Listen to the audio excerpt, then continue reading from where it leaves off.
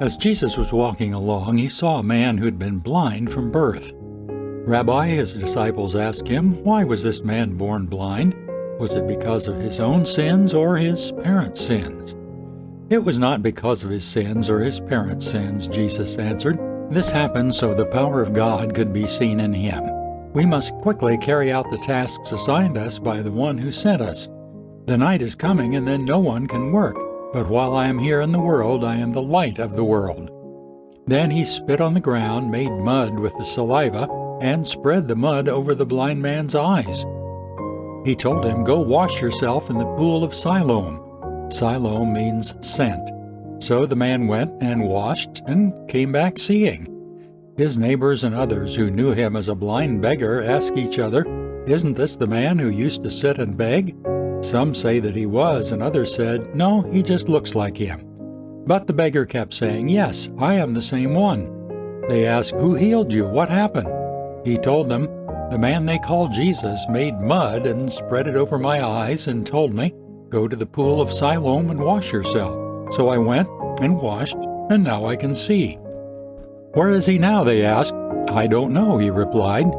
Then they took the man who had been blind to the Pharisees, because it was on the Sabbath that Jesus had made the mud and healed him. The Pharisees asked the man all about it. He told them, "He put the mud over my eyes, and when I washed it away, I could see."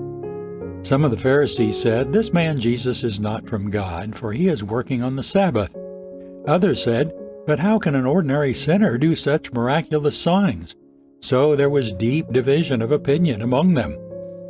Then the Pharisees again questioned the man who had been blind and demanded, "What's your opinion about this man who healed you?"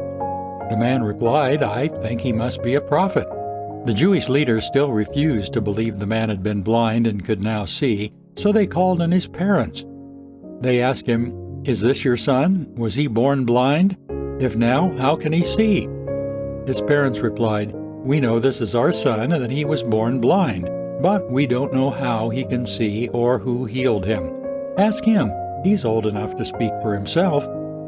His parents said this because they were afraid of the Jewish leaders who had announced that anyone saying Jesus was the Messiah would be expelled from the synagogue. And that's why they said, "He's old enough, ask him." For the second time they called in the man who had been blind and told him God should get the glory for this, because we know this man Jesus is a sinner.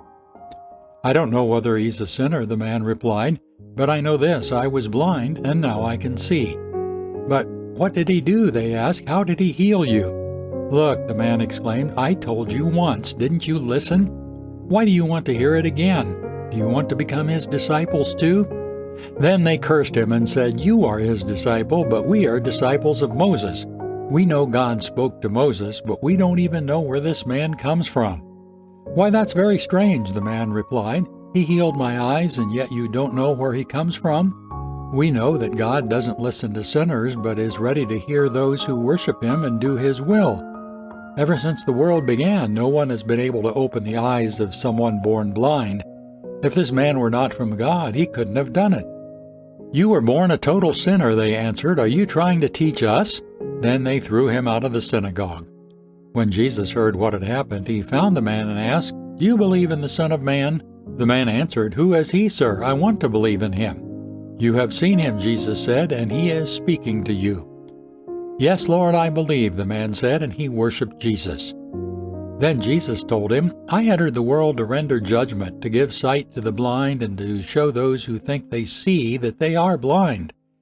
Some Pharisees who were standing nearby heard him and asked, "Are you saying that we're blind?" "If you were blind, you wouldn't be guilty," Jesus replied, "but you remain guilty because you claim you can see."